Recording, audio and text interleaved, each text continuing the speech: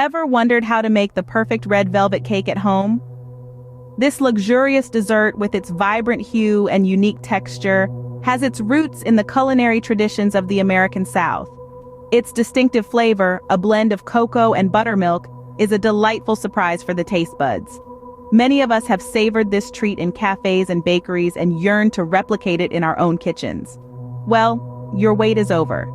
Stay tuned to discover a simple yet delicious recipe for red velvet cake. A great recipe starts with great ingredients.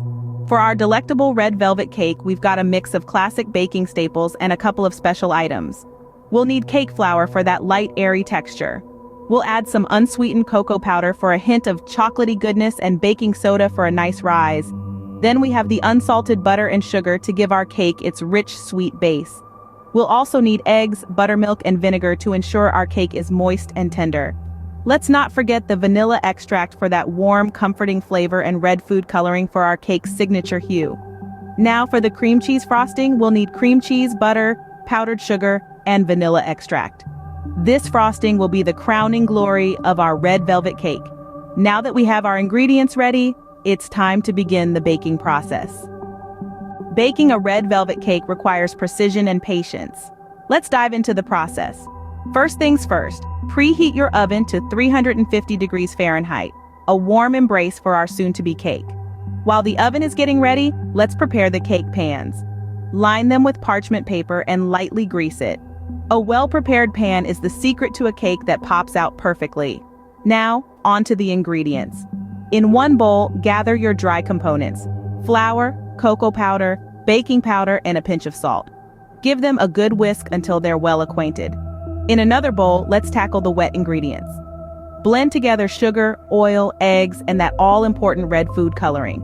Mix until it's smooth and glossy. Now, it's time for the meet-cute between our wet and dry ingredients. Gradually add the dry mix into the wet, stirring just enough to combine. Be careful not to overmix. We want a tender cake, not a tough one. Once our batter is ready, it's time to pour it into the pans and let the oven work its magic. Bake for about 25 to 30 minutes or until a toothpick comes out clean.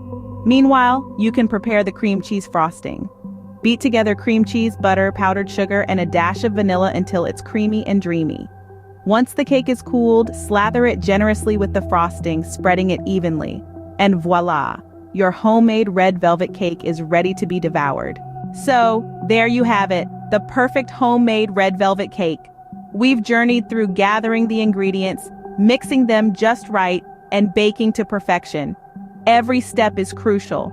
But remember, baking is an art, and you are the artist. Happy baking!